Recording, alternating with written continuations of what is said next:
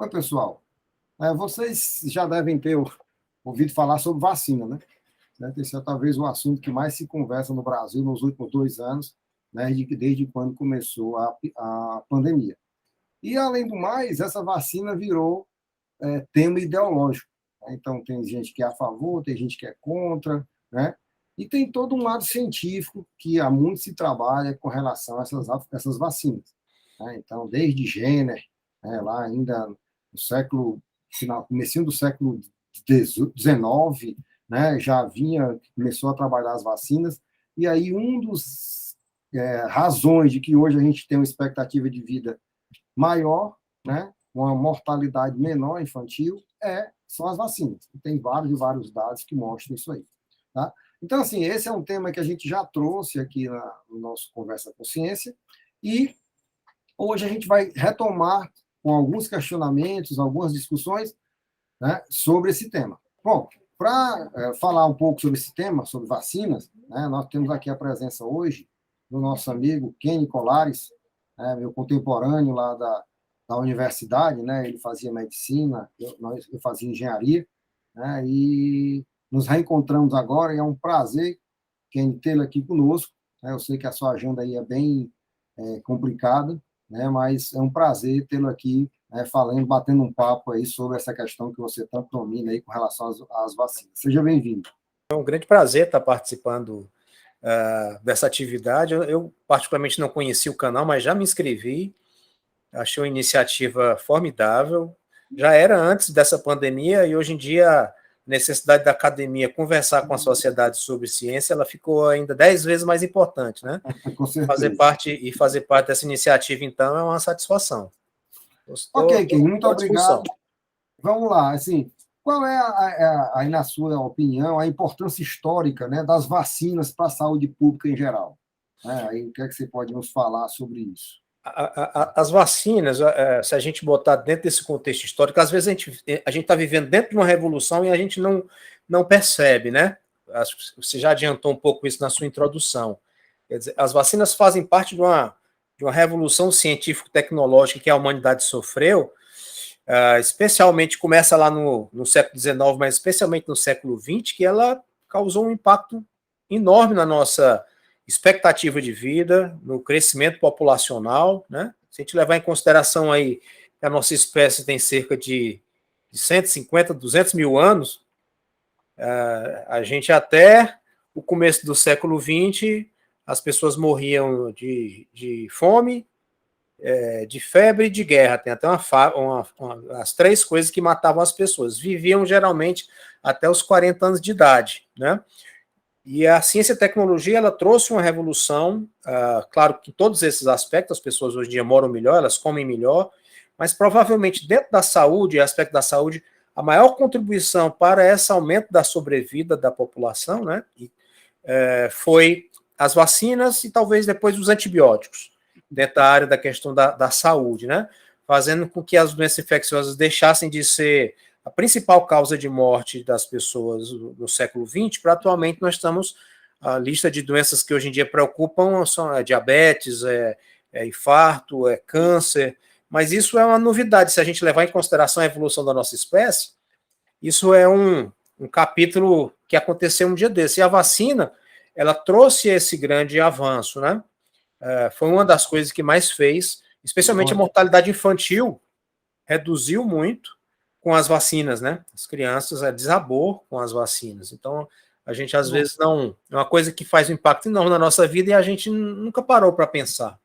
E me diga uma coisa, e como é que funciona essa questão das vacinas, né? Ou seja, o pessoal fica com medo, eu vou inocular, né? Teve até aquela questão da varíola, né? Com o Oswaldo Cruz, no começo do século XX, né? Então, assim, como é que funciona que as pessoas fiquem mais tranquilas, né? Fiquem mais não tão contra, não tão reticentes a esse uso aí. Como é que funciona aí para a gente? Fala um pouco. As vacinas foram desenvolvidas como uma tentativa de imitar a natureza, né? Então, as pessoas observavam que as pessoas que tinham isso, citando o exemplo da varíola, que era um grande inimigo ali mais ou menos no final do século XVIII, quando começaram a ser desenvolvidas essas vacinas, né, elas percebiam que as pessoas que tinham varíola e que escapavam, obviamente muita gente não escapava, mas assim escapavam, né, nas próximas epidemias elas não se contaminavam, então existia alguma proteção que fazia com que as pessoas ficassem imunes àquela doença e não pegassem novamente, né? Então, o racional, na época, nem se sabia que existiam micro-organismos, ainda esse conceito nem existia, mas isso veio anteriormente, né?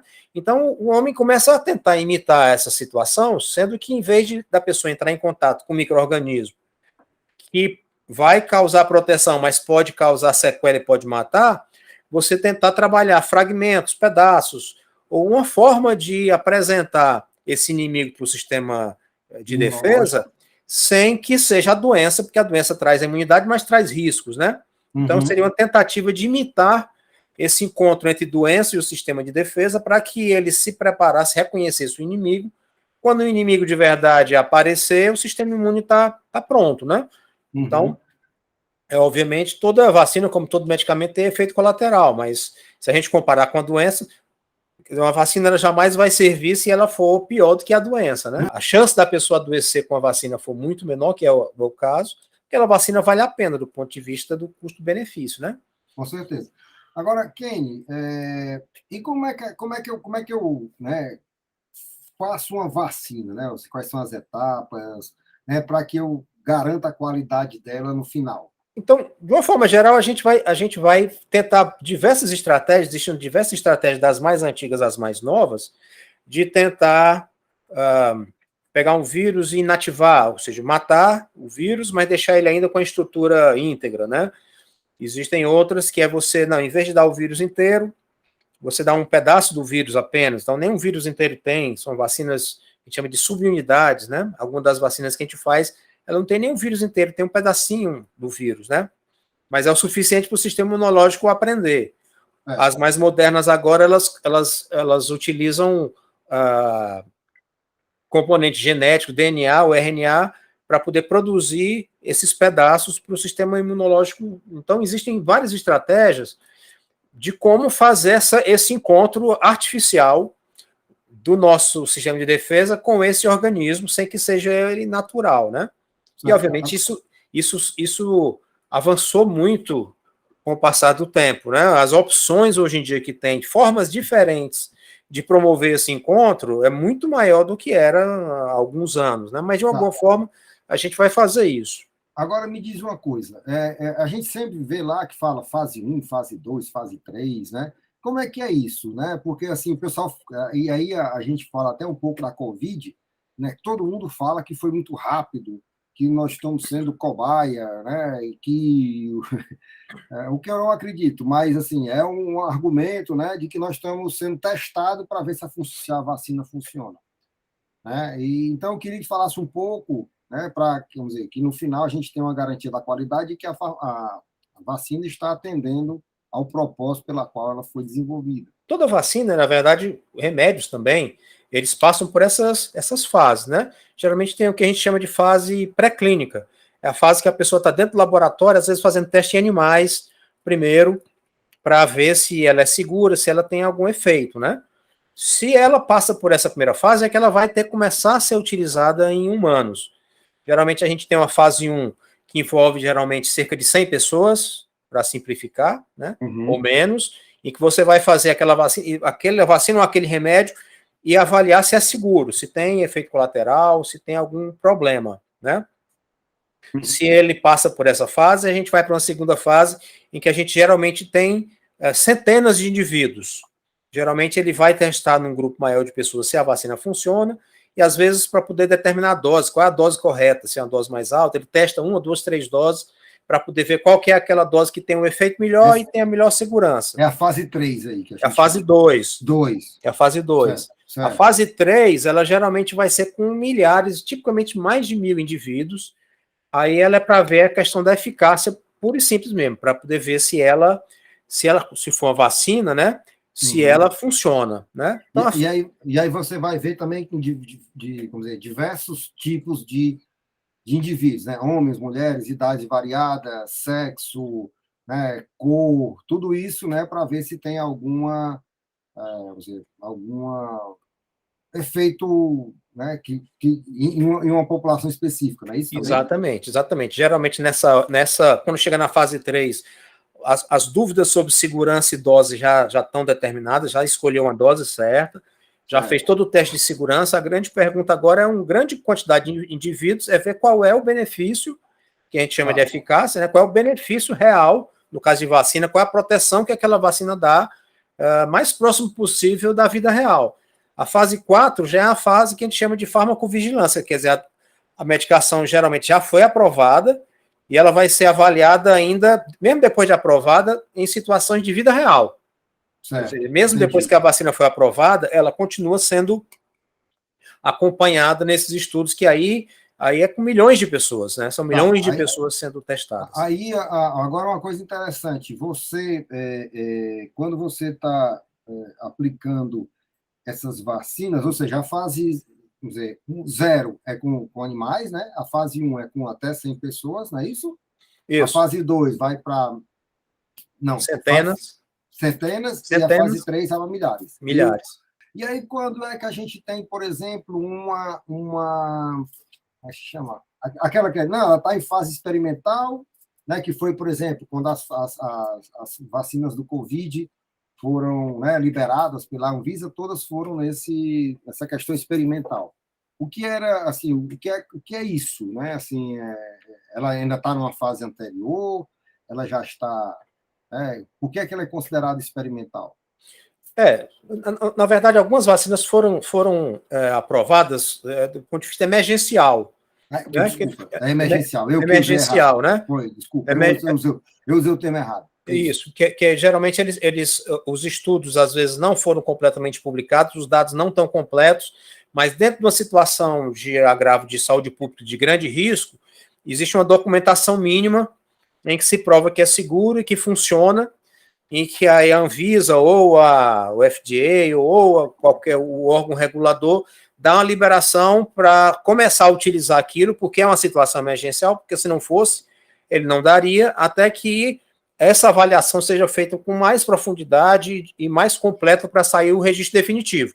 É como se fosse um registro emergencial que tem validade de 6 meses, digamos assim, até que haja, digamos, a avaliação completa e você tem um registro definitivo, né?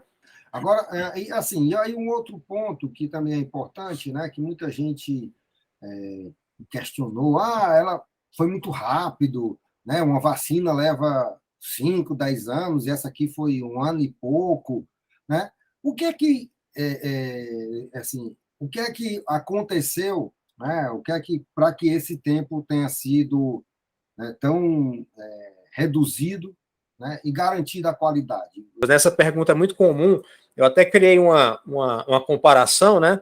Que a Catedral de Notre Dame, que foi inaugurada em 1300 e algum quebrado, ela levou 190 anos para ser construída, né? Certo. A Catedral de Fortaleza, que foi inaugurada em mais ou menos 1970 e algum quebrado, ela levou 40 anos para ser construída, né? O hospital de Wuhan, em 2020, foi construído um hospital gigantesco em 10 dias. Ou seja, a tecnologia ela tem o efeito cumulativo, né? Quando a gente, obviamente, as condições, a tecnologia que existia para construir a Catedral de Notre Dame, por mais que a França seja mais rica do que Fortaleza, foi muito maior, né? Então, a gente vai aprendendo, à medida que a gente vai aprendendo a fazer as coisas, a gente vai conseguindo fazer cada vez melhor, cada vez mais rápido. Então, a vacinologia, ela já evolui há uns 200 anos, 200 anos, 150 anos, 200 anos. Né? A primeira vacina em 1700 e alguma coisa. E o aprendizado, ele vai sendo acumulado, né? Claro, tudo vai sendo feito cada vez mais fácil. Especificamente em relação ao coronavírus, teve 2 coronavírus mais recentes. Em 2003 teve aqui o SARS-CoV, né, que causou a SARS. Em 2012, mais ou menos, teve o outro coronavírus, o MERS. E naquela época já foi desenvolvida uma série de tecnologias, já tinham sido testadas, algumas vacinas foram até desenvolvidas, mas essas doenças elas meio que desapareceram, né? mas ficou um know-how específico em termos de vacina para coronavírus, tinha meio caminho andado ou mais de meio caminho andado. Então foi muito mais fácil pegar daí e fazer ajustes para um novo vírus, não teve que começar da estaca zero, tá entendendo? A gente já começou de uma forma muito avançada. Uma outra explicação foi o grau de investimento que foi feito, pela urgência que foi feita, o grau de investimento, e aí são os estados nacionais, são o governo, ou seja, a sociedade que está investindo. Geralmente um fabricante desse que tem riscos comerciais, ele faz a fase 1, e aí existe um processo de análise para poder ver se o produto tem potencial, os resultados são bons, aí ele vai aprovar aquele projeto para uma fase 2 que é mais cara, né? Para depois fazer. Então existem espaços entre essas fases. Como existe um investimento de recurso aqui gigantesco, essas fases elas existiam superposições, às vezes a fase 1 estava terminando, a fase 2 estava iniciando. As fábricas começaram a fabricar essas vacinas, né? A Pfizer, etc., começaram a fabricar essas vacinas, mesmo antes ela estar aprovada, assumindo o risco, e claro, sendo bancado pelo Estado, assumindo o risco de estar investindo num produto que pode lá na frente não ser aprovado, né? Então, existia um investimento de recurso financeiro, e não é só das fabricantes também, porque existe muita verba pública foi inserida aí, que fez com que não se pensasse em prejuízo, se pensasse na emergência de aprovar essas questões, né? E essa superposição entre essas fases, que elas, inclusive, uma nova modalidade de como testar, em vez de você fazer elas todas separadas, você pode fazer com que elas funcionem mais ou menos em paralelo, em vez de ser uma atrás da outra. Então, essas três coisas, ela fez com que a gente batesse esse recorde, e que mostrou a pujança do sistema, né, a capacidade tecnológica que nós temos, mas, paradoxalmente, acabou virando um problema, né? Ou seja, o fato de ter sido rápido demais acabou criando um efeito colateral. As pessoas não confiaram porque foi rápido demais. Né? Mas se não fosse rápido demais, olha, a ciência não trabalha. Está atrasado demais, está muito atrasado, está demorando demais, né? Difícil, né? É porque virou ideológico, né? O problema todo foi esse, né? Agora, Kenny, agora, assim, aí eu vou aproveitar, né, que aí você, por exemplo, você estava falando aí dessa questão da vacina, né, que aproveitou já o conhecimento que vinha da SARS, né, das outras, da SARS, da MERS. Mas, por exemplo, essa vacina da Pfizer, né, que é o RNA mensageiro, né? Como é que funciona isso aí? Explica aí para a gente, por favor. Toda a produção dos seres vivos, a informação de como produzir um ser vivo, e quase todos eles são produzidos de proteínas, né? Ela está contida no DNA, que é como se fosse um livro de receita, né? A gente pode comparar o DNA de qualquer animal, inclusive o nosso, como se fosse um manual de instrução, um livro de receita. Ele não serve para muita coisa, mas ele tem as instruções lá de como se produz o ser humano, como se produz um vírus, né? Então, todo o nosso corpo funciona assim, todos os organismos funcionam assim. Para isso funcionar, é preciso que alguém copie essa receita num guardanapo, né? E mande para a cozinha, digamos assim. O RNA, ele é essa receita que está lá no livro do DNA, você anota aqui, é um bife a cavalo, assim que faz, tarará, tarará, e vai para a cozinha fazer o produto final, que é o bife, né? Então, o RNA ele é um carregador de informação, e a proteína são os tijolos daqueles que nós somos feitos, né? Agora sim, mas e qual e o que é que isso... ou seja, ele não pega o vírus ou morto, né, ou fragmentos, ele pega só a receita, é como se eu mandasse o código, é isso? Isso, é como se eu, porque a vacina, por exemplo, a vacina da gripe, ela é de pedaços de subunidades do vírus da gripe. Você tem que produzir o vírus da gripe, depois ele é digerido, etc., e aquelas proteínas são injetadas. Então não tem vírus ali dentro inteiro, mas tem os pedaços. Mesmo assim, esse processo é um processo trabalhoso. Aqui você coloca como se fosse o RNA, que é como se fosse a receita, né?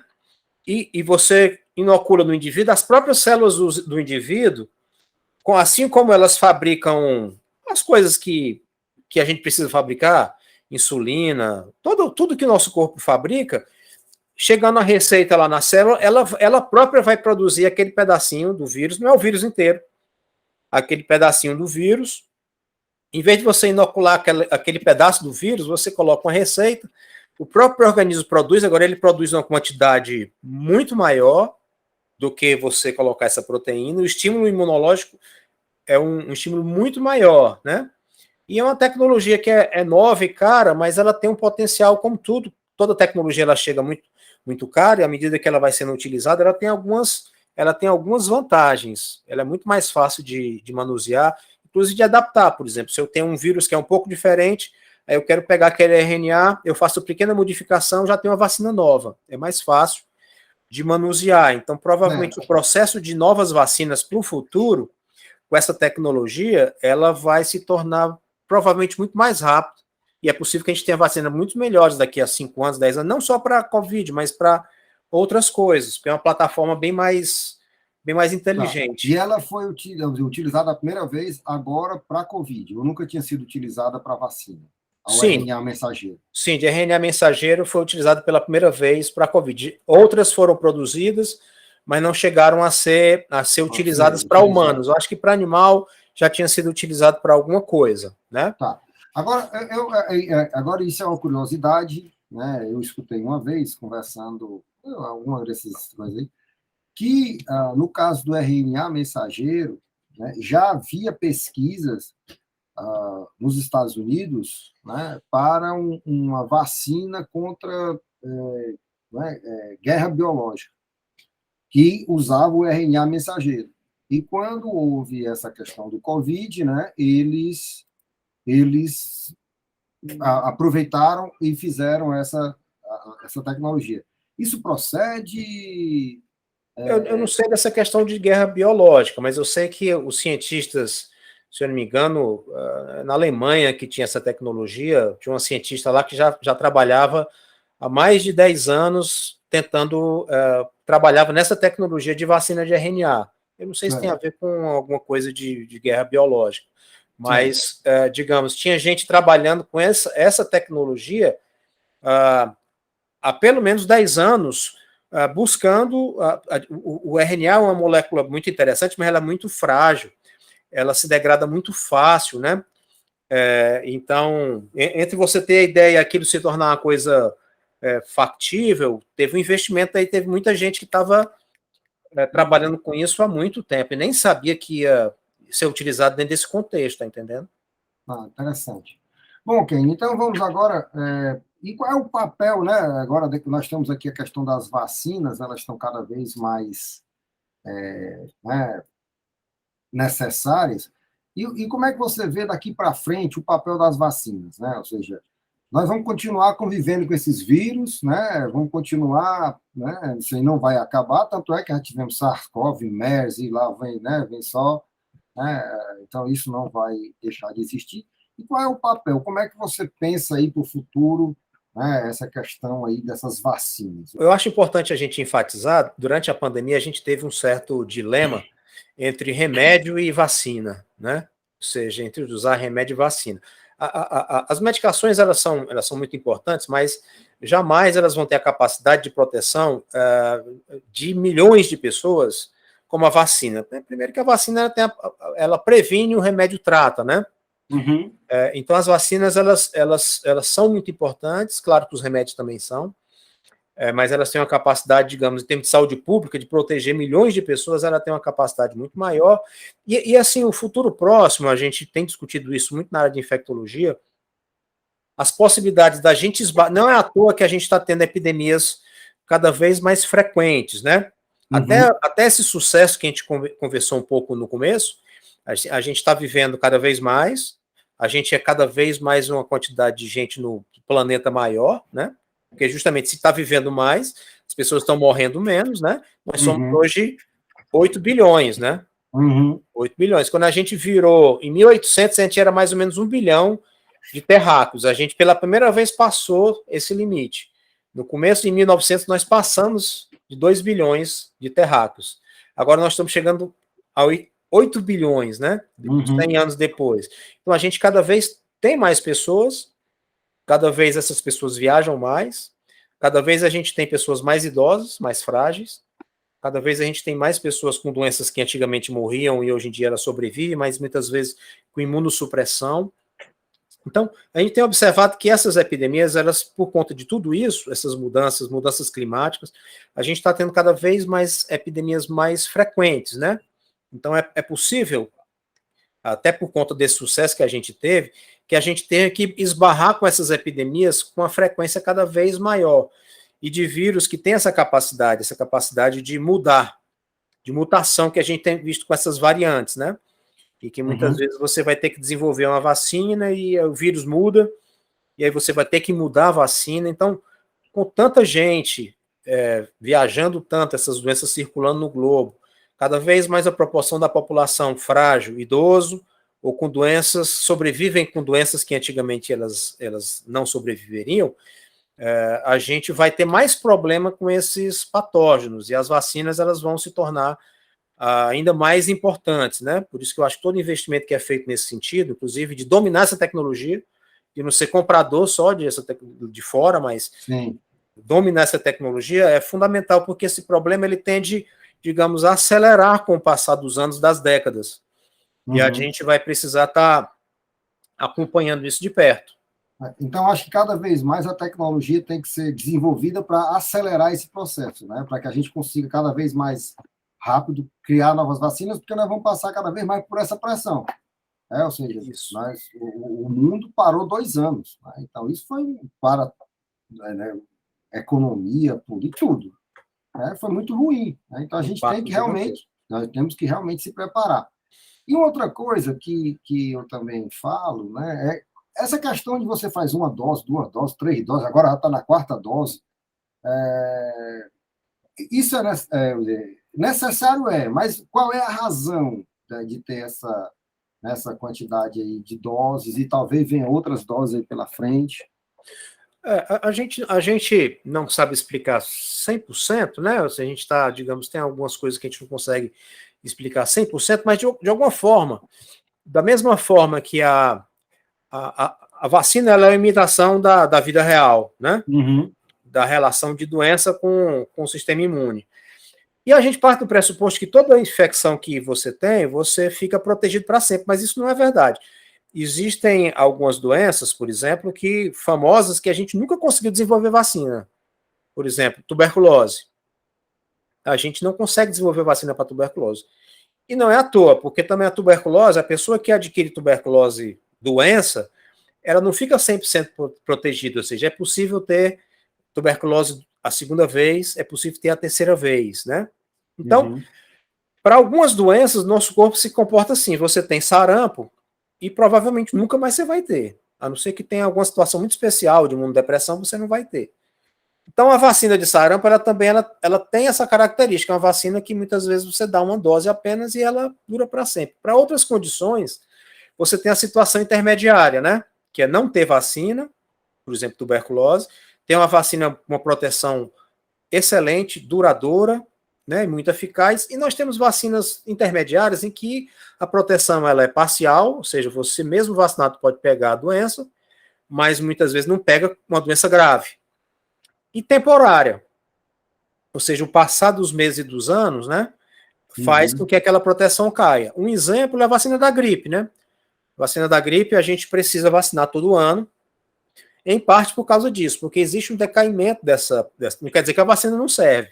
Seria melhor ter uma vacina definitiva, seria melhor, mas nós não chegamos, não chegamos lá ainda, né? Isso aí seria como você, por exemplo, toma dose de 8 em 8 horas, né? Um remédio, né? Ou seja, porque com 8 horas aquele remédio deixou de fazer efeito, você tem que tomar a nova dose. Exatamente. Seja, aqui hoje nós tomamos de 4 em 4 meses, porque ele começa a decair, né? Isso. E é provável que a gente tenha que ficar se revacinando por esse vírus. Talvez, quando a gente sair dessa situação de epidemia, não precisa ser tão próximo das outras, pode ser 1 vez por ano, né? Mas algumas vacinas, você vê que tem algumas vacinas que você toma 1 vez e pronto. Outras vacinas você tem que ficar fazendo reforço. Porque se você não fizer, a proteção cai. Ou seja, as doenças não são iguais e as vacinas não são iguais, né? Tem algumas vacinas que 1 dose somente resolveu o problema para o resto da vida. E outras, infelizmente, não. Bom, Toquinho, queria agradecer, né, aí a sua aula, né? Aqui, quem aprende mais aqui sou eu, certo? Eu Imagina. converso com Deus e o mundo sobre tudo. Então, aqui eu queria agradecer a sua disponibilidade de estar aqui conosco, certo? Infelizmente, aqui estaria muito mais tempo para a gente conversar, mas o tempo da internet, né? Agora o pessoal fala em cancelar, né? Então, daqui a pouco o pessoal cancela a gente, então não pode ser muito grande. Claro. Mas eu queria agradecer aqui a sua disponibilidade de estar aqui conosco. É um grande prazer. Parabéns aí pela iniciativa. Obrigado. Bom programa. Bom, pessoal, estamos aqui encerrando mais um Conversa com Ciência, né? Como vocês sabem, eu sou o professor Barros Neto, sou âncora desse projeto, é um projeto apoiado pela Universidade Federal do Ceará, pela Sociedade Brasileira para o Progresso da Ciência e pela Fundação Astef, tá? Então, cada vez mais estamos aí trazendo, né, assuntos novos, polêmicos, né, para tentar mostrar um pouco a vocês, né, o que a ciência faz e como é que ela pode ajudar a sociedade a se tornar melhor, as pessoas a terem uma sobrevida maior, a desenvolver um país e tudo mais, tá certo? Então, muito obrigado, fiquem em paz, fiquem bem, fiquem com saúde. Um abraço.